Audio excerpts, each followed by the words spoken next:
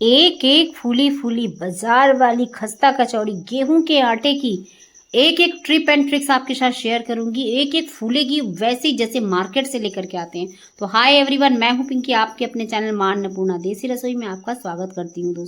दोस्तों देख रहे हैं आप गेहूं के आटे की हमारी खस्ता कचौड़ी। कोई भी नहीं बता सकता कि इसे आपने गेहूं के आटे से बनाया है। तो दोस्तों मार्केट में हमें मैदा की मिलती है, लेकिन घर पर हम हेल्दी सा बनाएंगे तो देख सकते हैं कितनी ज़्यादा खस्ता बन के तैयार हुई। तो एक एक ट्रिप एंड ट्रिक शेयर किया है, वीडियो को फुल वॉच कीजिएगा एंड तक। इसे स्टोर करके भी रख सकते हैं और इसकी फीलिंग बहुत ही ज़बरदस्त बन के तैयार होती। तो चलिए स्टार्ट करते हैं। सबसे पहले हमने लिया है गेहूं का आटा। तो देखिए दोस्तों, गेहूं का आटा हमने छान के लिया है। मैंने 3 कप लिया है, आप अपनी फैमिली के हिसाब से लीजिएगा। मैंने मेजरमेंट इसलिए किया है कि इसमें आप परफेक्ट मेजरमेंट से हमेशा बना सकें। तो 3 कप गेहूं का आटा लिया, उसमें लिया 1 कप सूजी। तो आप समझ रहे हैं ना कि कोई भी कटोरी सेट कर लीजिए, कप सबके पास नहीं होते हैं। उसके बाद थोड़ी सी अजवाइन हाथ से क्रश करके डाली, 1 छोटे चम्मच जितना। और नमक डाला है 1 छोटे चम्मच जितना, ज़्यादा बिल्कुल नहीं डाला क्योंकि फीलिंग में भी ये नमक डालना है हमें। और इसमें 3 चम्मच जितना हम डाल देंगे मोहन के लिए देसी घी। देखिए घी डालने से क्या होता है ना, हमारी कचौड़ी खस्ता बनती। और मार्केट में डालडा डाल के ही खस्ता करते, तेल डाल के नहीं खस्ता। इसमें घी डाल के ही मोहन डालना है, तेल का मोहन मत डालिएगा। तेल के मोहन से इतनी ज़्यादा खस्ता नहीं बनेंगे। तो क्या करना है, घी को इस पूरी तरह से आटे में मिला लेना है। और मिलाने के बाद इतना मिलाना है कि एक एक आटे के रेशे तक नमक और हमारा घी मिल जाए। तो देखिए हमने पूरी तरह से मिला लिया है। अभी मुट्ठी बना के आपको दिखाऊंगी कि कैसे ये तैयार होता है। तो देखिए मुट्ठी बना रही हूँ, ये रे मुट्ठी ऐसे नीचे डाल दूंगी तो बिल्कुल भी नहीं बिखरेगी। तो परफेक्ट मोहन लगा है, अगर बिखर जाए तो परफेक्ट मोहन नहीं होता है। तो दोस्तों ये हो चुकी है तैयार। तो अब क्या करना है, थोड़ा थोड़ा पानी डाल के, नॉर्मल ताज़ा पानी डाल के हमें इसे एक सॉफ्ट सा आटा लगाना है। हार्ड आटा मत लगाइएगा क्योंकि हमने सूजी डाली है। तो हमें पहले नॉर्मल आटा लगाना है, नहीं सॉफ्ट आटा लगाना है। दोस्तों अगर आज की रेसिपी आपको पसंद आए तो वीडियो को लाइक जरूर से जरूर कीजिएगा, ज़्यादा से ज़्यादा शेयर भी कीजिएगा। तो देखिए दोस्तों हमने सॉफ्ट आटा लगाया है। अब इसे कवर करके रख देते हैं। चलिए मसाला तब तक तैयार कर लेते हैं। तो एक तरफ पैन चढ़ाया है, पैन में हम डालेंगे मसाले। तो 1 चम्मच छोटे चम्मच जितना डाला है साबुत धनिया, आधा छोटा चम्मच जितना डाला है सौंफ, आधा ही छोटा चम्मच जितना डाला है जीरा, और 7 से 8 काली मिर्च और लौंग डाले हैं। डालने के बाद इन्हें इतना भूनना है, भूनने के बाद जैसे हमारे किचन में बहुत ही बढ़िया सी खुशबू आने लगे। बस ध्यान रखना इन मसालों को हमें जलाना नहीं है। दोस्तों चैनल पर पहली बार है तो सब्सक्राइब जरूर से जरूर कीजिएगा, बेल आइकन प्रेस करना मत भूलिएगा, इससे मेरे आने वाली वीडियो की हर नोटिफिकेशन सबसे पहले आपके पास पहुंचे। तो देखिए मसाला भुन चुका है, बिल्कुल इसी तरह से भुनना है, जलना नहीं चाहिए मसाला, इस बात का ध्यान रखिएगा। तो मसाले को पीस लेंगे अब हम दरदरा। तो या तो आपके पास कूटना हो तो उसमें कूट लीजिएगा, नहीं तो मिक्सी में पल्स मोड में रख के इसे हमें कूट लेना, पीस लेना है दरदरा सा। तो आपको दिखा रही हूँ, एकदम पास से दिखाऊंगी, मोटा मोटा दरदरा सा जैसे पीसते हैं, ये थोड़ी से साबुत रहे बस वैसे ही। तो पीस के तैयार करके अब इधर देख लेते हैं मूंग की दाल। तो मूंग की दाल पूरी तरह से फूल चुकी है, मैंने 2 घंटे पहले भिगोई थी तो फूल चुकी है। तो आप क्या करेंगे, मूंग की दाल फूलने के बाद अब इसे 4 से 5 पानी से बढ़िया से धो लिया है। अब एक मिक्सी का जार ले लेना है दोस्तों, मिक्सी के जार में डाल के और इसे अच्छा सा दरदरा सा पीसना है, पल्स मोड पर ही, एकदम फाइन नहीं पीसना है। दोस्तों फेसबुक और इंस्टा पर भी अगर आप मुझे देख रहे हो तो प्लीज़ चैनल को फॉलो जरूर से जरूर कीजिएगा। दोस्तों सपोर्ट करना बहुत ज़रूरी होता है, आप सपोर्ट ही करते हैं, आपका प्यार है जो प्यारे प्यारे से कमेंट लिखते हैं, बहुत ही अच्छा लगता है पढ़ के। तो इसी तरह के प्यारे प्यारे से कमेंट लिखते रहिएगा और बताइएगा कि आज की जो खस्ता कचौड़ी आपको कैसी लगी। तो दाल तो पिस चुकी है, इधर चढ़ा दूंगी गैस पर कढ़ाई। थोड़ा सा डालेंगे सरसों का तेल, यानी 1 छोटा चम्मच इतना। तेल जैसे ही गर्म हो जाए उसमें डाल देंगे कद्दूकस किया हुआ, यानी छोटे ग्रेटर से किया हुआ घसा हुआ लहसुन, और ये डाल दूंगी अदरक। तो देखिए दोस्तों अगर आपके पास पेस्ट है तो पेस्ट डालिएगा, नहीं है लहसुन खाते हैं तो डालिए, नहीं स्किप कर दीजिएगा, सिर्फ अदरक ही डाल दीजिएगा। अगर कुछ भी नहीं है तो सिर्फ हींग डाल दीजिएगा। तो दोस्तों मैंने इसमें अदरक और लहसुन डाला है, इसे भून रही हूँ। तो इसे हमें कुछ इस तरह से ही भूनना है। देखिए भूनने के बाद अब जो हमने दाल रखी थी ना, वो दाल हमें इसमें सारी की सारी ट्रांसफ़र कर देनी है। तो देखिए कुछ इस तरह से मैं दाल को ट्रांसफ़र कर रही हूँ। तो दाल हमने ट्रांसफ़र कर दी है। अब दाल की हम करेंगे भुनाई। तो गैस का फ्लेम पहले ही मैंने स्लो रखा था क्योंकि मसाले जल ना जाए, और अब भी हमें मूंग की दाल की जब भुनाई करते हैं तो गैस का फ्लेम स्लो ही रखते हैं, हाई बिल्कुल भी नहीं करते हैं। तो देखिए कुछ इस तरह से मैं जो है दाल को भून रही हूँ। दाल को भूनने में टाइम तो लगता है, लेकिन इसमें क्या क्या डाला है बहुत झटपट बन के तैयार होगा, तो चलिए देख लेते हैं। तो थोड़े से मसाले डाल रही हूँ, 1/4 चम्मच जितना हल्दी पाउडर, 1 छोटा चम्मच जितना धनिया पाउडर, आधा छोटा चम्मच जितना लाल मिर्च पाउडर। तीखा आप जितना खाते हैं उतना डालिएगा, अपने हिसाब से डालिएगा। तो आप क्या करना है, बस लोहे की कढ़ाई पर डाला है और इसे कलछी चलाते हुए और इसे अच्छा सा भुना है। आप किसी भी कढ़ाई पर चढ़ाइएगा और इसे अच्छा सा भुनिएगा। देखिए कुछ इस तरह से। अब क्या करना है, अभी भी ये बहुत ज़्यादा गीली है दाल, अब इसे सूखा करना है। हलवाई क्या डालते हैं, क्या सीक्रेट रहता है, चलिए बताती हूँ आपसे। तो दोस्तों हलवाई का सीक्रेट होता है बेसन। तो जो बेसन नॉर्मल वाला होता है ना, बस वही 2 चम्मच जितना आप बेसन डाल दीजिएगा। 2 छोटे चम्मच ही मैंने डाला है। बेसन डालने के बाद इसे भुनाई करेंगे तो बहुत ही जल्दी भुनेगा। टेस्ट ही गजब का आता है, जैसे बाज़ार से लेकर के आते हैं वैसा ही टेस्ट होता है। और इसकी जो है भुनाई बहुत जल्दी हो जाती है और दाल जो गीली है बहुत जल्दी सूख भी जाती है। बहुत बहुत सारे इसमें लाभ होते हैं बेसन डालने से। तभी हलवाई जो है ये सीक्रेट चीज़ चुपचाप डालते हैं, सीक्रेट बताते नहीं है किसी को, लेकिन मैं आपको बता रही हूँ क्योंकि मुझे ये राज पता चल गया था। तो जो मसाला मैंने कूटा था ना, वो भी मसाला इसमें डाल देंगे। इसी टाइम पर ही मैंने डाल दिया है नमक।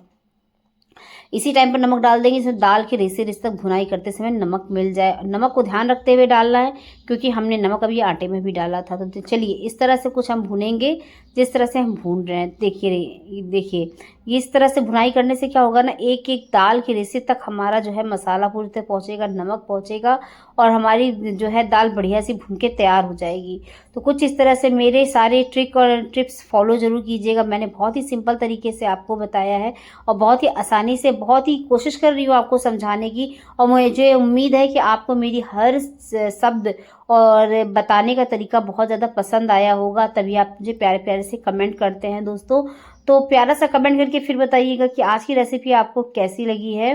और दोस्तों अब धनिया डाल देती हूँ, हरी धनिया। अब इसमें गरम गरम में ही डाल दिया है, अब इसे ठंडा होने के लिए छोड़ देते हैं। तो चलिए देख लेते हैं अब आटा का क्या हाल है। तो देखिए दोस्तों आटा तो हो चुका है हार्ड एकदम, तो आपने देखा ना। अब इसे क्या करना, थोड़ा पानी डाल के इसे गूँथ के हम थोड़ा सा सॉफ्ट बनाएंगे, क्योंकि इतने हार्ड में तो हम कचौड़ियाँ नहीं बनाएंगे, हमें सॉफ्ट चाहिए। तो हमें इसे पानी डाल के थोड़ा सा गूँथ लेना है। तो ये देखिए हमारा आटा बढ़िया से लग के तैयार हो चुका है, एकदम सॉफ्ट जैसे जैसे हमने पहले लगाया था।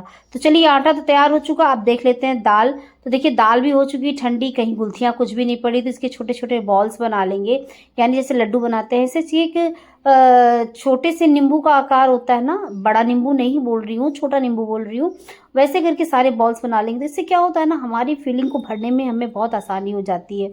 तो ये फटेगी भी नहीं, बिखरेगी भी नहीं और परफेक्ट बनके तैयार। देखिए सारी फीलिंग मैंने भर के लड्डू बना के रख ली हैं, यानी बॉल्स बना के रख ली हैं। अब चलते हैं कचौड़ी बनाने के लिए। तो दोस्तों अब लेंगे आटा। तो कितना आटा लेना है, एक बड़े नींबू साइज का जितना हमें आटा लेना है, इससे ज़्यादा बिल्कुल नहीं लेना है।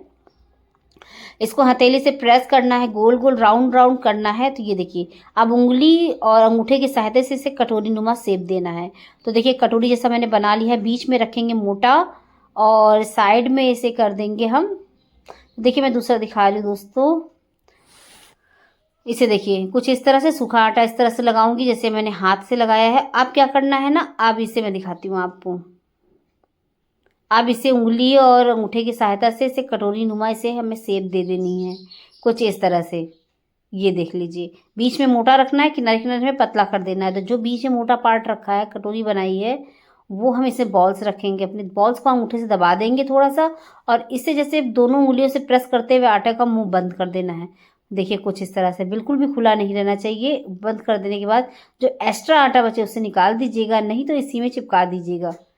तो ये देख सकते हैं आप, मैंने इसी में चिपका दिया है, कोई ज़्यादा एक्स्ट्रा आटा नहीं निकला है। तो ये रहा देखिए। इसे बनाना बहुत ही ज़्यादा आसान है। हमें डर लगता है हम कैसे बनाएं, लेकिन जब बनाते हैं तो बहुत ही परफेक्ट बन के तैयार होता है। इसे मैं हाथ से बिना बेले ही बना के दिखा रही हूँ कि कैसे इसे बना सकते हैं।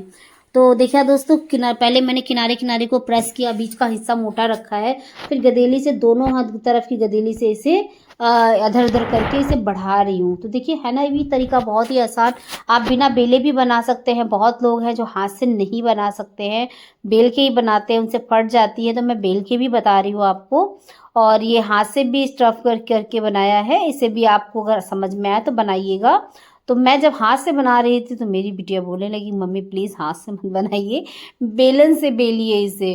तो मैंने कहा रुको मैं बताती हूँ, बता तो दूँ सबको कैसे बेलना है। क्या नहीं, सारी बेलन से बेलिएगा। तो बच्चों का मन रखने के लिए कभी कभी हमें ऐसा भी करना है होता है, लेकिन मैं आपको बताती हूँ कि बेलन से हमें कैसे बेलना चाहिए। तो दोस्तों देखिए, मैं दूसरी भी भर के आपको दिखा रही हूँ, ईजिली भर के हमारी तैयार हो जाती है। तो कुछ इस तरह से, तो ये देखिए बिल्कुल उसी तरह से हमें इसे भी तैयार करना है जैसे मैंने पहली वाली तैयार किया था। तो ये देखिए कुछ इस तरह से भी तैयार हो चुकी है। अब क्या करना है, अब इसे रखना है बेलने के लिए। तो सूखा आटा में बहुत सारा नहीं लगाना है, जैसे मैं हाथ से लगा रही हूँ ना, बिल्कुल ऐसा ही लगाना है।